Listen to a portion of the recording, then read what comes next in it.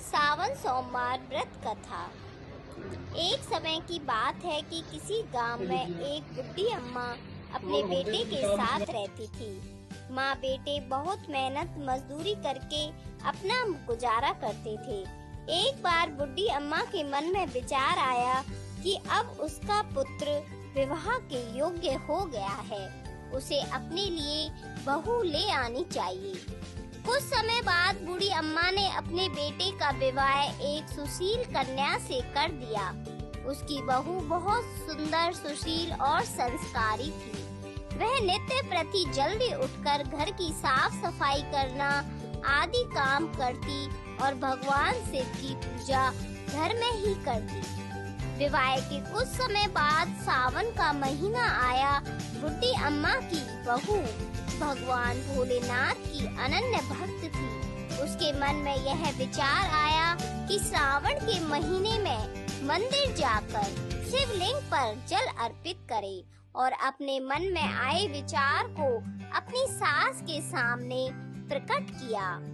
लेकिन बुढ़ी अम्मा ने उसे मना कर दिया और कहा, घर में ही पूजा कर लो, मंदिर जाने से समय बर्बाद होगा। इतने समय में घर का सारा काम हो जाएगा। यह बात सुनकर बहू बहुत उदास हो गई, लेकिन कुछ नहीं कर सकी। उदास होकर घर के कार्यों में लग गई। उस दिन उसने अन्न जल ग्रहण भी नहीं किया। अगले दिन बहू बाहर जल भरने गई तो रास्ते में उसने देखा कि गांव की दो लड़कियां पूजा की थाली लेकर मंदिर की ओर जा रही हैं। उसने उन्हें रोका और पूछा कि तुम कहाँ जा रही हो? तब लड़कियों ने कहा, सावन का महीना आ गया है, हम सब भगवान भोलेनाथ का पूजन करने मंदिर जा रहे हैं। यह सुनकर वह फिर उदास हो गई तो लड़कियों ने उसके उदास होने का कारण पूछा। उसने कहा कि मेरी सास उसे मंदिर जाने से मना करती है, पर मैं भी जाकर सावन सोमवार की पूजा करना चाहती हूँ। तो लड़कियों ने कहा कि आप फिक्र मत करो, हर रोज इसी समय पानी भरने आना और हमारे साथ मंदिर चलकर भगवान शिव की पूजा करना, उन पर जल अर्पित करना। तो बहू ने कहा कि मैं घर से सावन सोमवार पूजा सामग्री कैसे लाऊंगी? यदि सास को पता चल गया। सब लड़कियां बोली कि कोई बात नहीं, आप हमारी पूजा की सामग्री से पूजन कर लेना।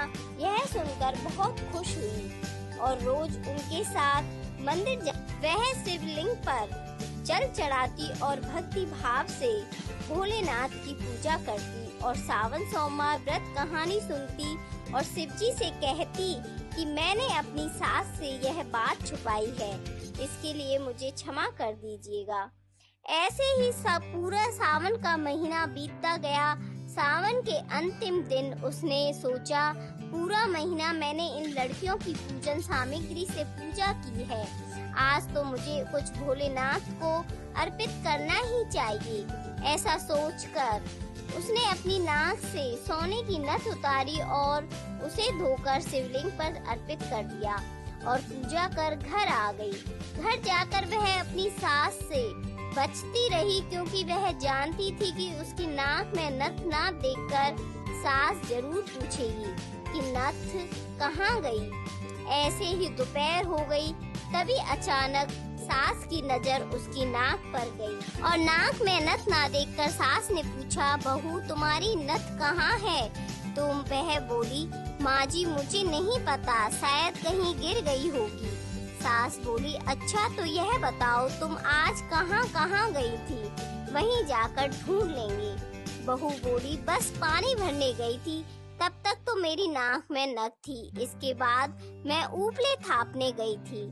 सास बोली, चलो वहीं चलकर देखते हैं। दोनों वहां पहुँचे जहां बहू ऊपले थापने गई थी। सास ने बहू से कहा, चलो अभी ऊपले तोड़कर देखते हैं। दोनों सास बहू ऊपले तोड़ने में लग गई। जैसे ही दोनों ने ऊपले तोड़े, दोनों के ऊपलों में से एक एक नग निकला।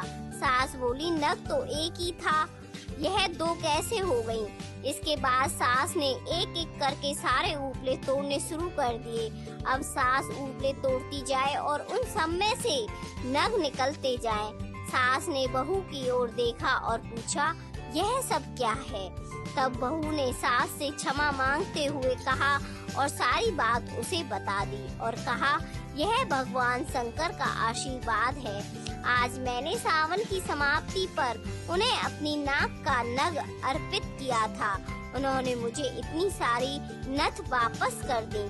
सास बहू की बात सुनकर बहुत खुश हुई और सास ने कहा, जब सावन माह का महत्व इतना है तो अगले साल हम दोनों मिलकर शिवलिंग पर जल चढ़ाएंगे और पूजा पाठ करेंगे। अगला सावन आने पर दोनों सास बहू ने नियम से सावन का स्नान किया, पूजा पाठ जप तप किया। भगवान भोलेनाथ की कृपा से छोटी अम्मा का घर धन धान्य से भंडार से भर गया और बहू को एक सुंदर पुत्र मिला। जैसी कृपा भोलेनाथ ने बूढ़ी अम्मा और उसकी बहू पर की, वैसे ही इस कहानी कहते सुनते और हुंकारा भरते सब पर करना। जय भोलेनाथ।